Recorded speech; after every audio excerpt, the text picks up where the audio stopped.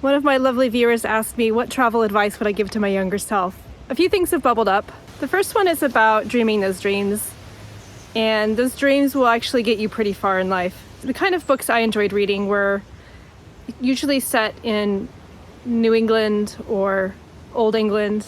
I was a total Anglophile, and my dreams were around going to the East Coast or going to England. I started working at 16, but before that I was babysitting.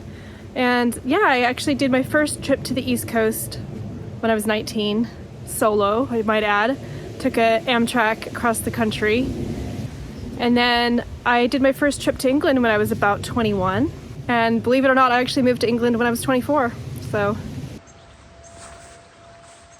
the second piece of advice, and probably one of the most important, is not to compare yourself to others. By the time I got to the UK, I was 24, and a lot of my peers at work had all been to these wonderful exotic places in Asia and all around Europe, even, sort of like even South Africa. I felt like I was really far behind, but I know now that I was just on a different path. So none of them could say they had, crossed the United States by train. And also, I don't think any of them had lived in another country. So at that point, obviously I was living in another country. So I would say we're all on our own path. So yeah, don't get caught up comparing yourself to others. Standing on a stile here. My third one is that your travel confidence will build up over time. It just takes practice. So I'd say start really small. By the time I was traveling solo across the United States, I had already flown solo a few times to visit family. So, in my previous point, how I said all of these people my age had already been to Asia. At that point, that wasn't even on my radar. And over time, I was ready for it. The first time I went, I was actually in my early 40s. And I remember being quite scared to go to Asia by myself. It might seem silly, but actually it wasn't silly to me. It seemed like a big deal. So anyway, I have flown to Asia by myself now, twice. I guess the fear is around, being somewhere where nobody speaks the language and I can't understand them, they can't understand me. But quite honestly, it wasn't a big deal. I think the scariest moment was a taxi driver in Vietnam. What I should have done is use the hotel's airport pickup service. And I didn't at the time, I think because I thought it was overpriced. It was like 3 times what I thought a taxi would cost. That was a mistake because the taxi driver was ignoring the information on my phone about where to go to drop me off. And he ended up taking me into the Hoi An town, even though my hotel was at the An Bang beach. And by the time we got there, I was pretty scared, pretty shaken, because he'd stopped off and he was chatting to his friends. And then by the time we got to the hotel, I kind of like lost my marbles at that point. So I didn't know how much money to give him because I was unfamiliar with the currency. So I just handed him some bills, and he gave himself a really nice tip, apparently. Yeah, I didn't enjoy that, but I survived. So that sort of leads to my next point, which is don't get cocky. So I think what happened and has been happening over time is my ADHD is a little bit bored of admin. So instead of preparing everything, I would just prepare the bare minimum, which is a great place to start. So, definitely book your flights as far in advance as possible, even hotels, because you'll pay much less.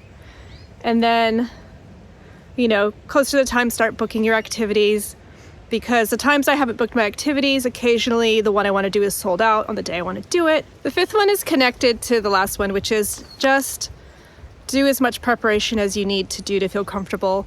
Don't let somebody else's cockiness interfere with your comfort around preparing and planning. If you need extra time... Sorry, there's a bird over here. Oh, you can't see it. Yeah, I mean, I've definitely heard of stories of people traveling together who, we don't need to worry about that. We'll just make it up as we go along. But if you're uncomfortable with that, I would say try to make sure your needs are being met. Look at these fat blackberries. It's that time of year. Anyway, the more people I speak to that are neurodivergent, I can see that there's lots and lots of different styles out there. There's no correct way to be neurodivergent when you travel. There's no correct way to pack. If you need extra items to feel more comfortable, then take them. Don't worry about it. Don't nobody should make you feel bad because you're not, cramming everything into a carry-on. I've only recently come around to the idea of taking a carry-on, and I think it's mostly because I don't have anyone to carry it for me. I've done like 3-week holidays with a giant suitcase, but I didn't have to pick it up and move it around.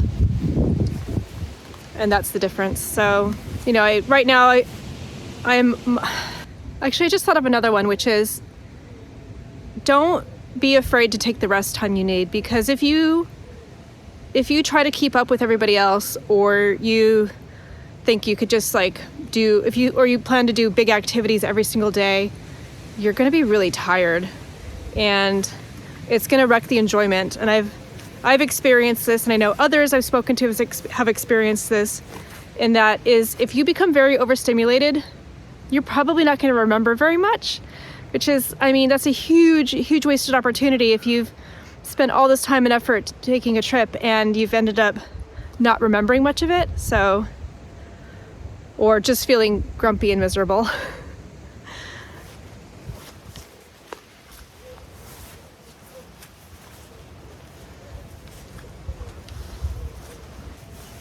I'm pretty happy with my travel dreams achieved so far, and so I'm 50 years old. I've been to every continent apart from Antarctica. Definitely not a lot of travel done on actually. Africa and South America are my least traveled continents. In actual fact, I've only been to one country in each, so it counts, but barely. I hope that helps. If you have any other questions, I'd be happy to answer them. Let me know what you think.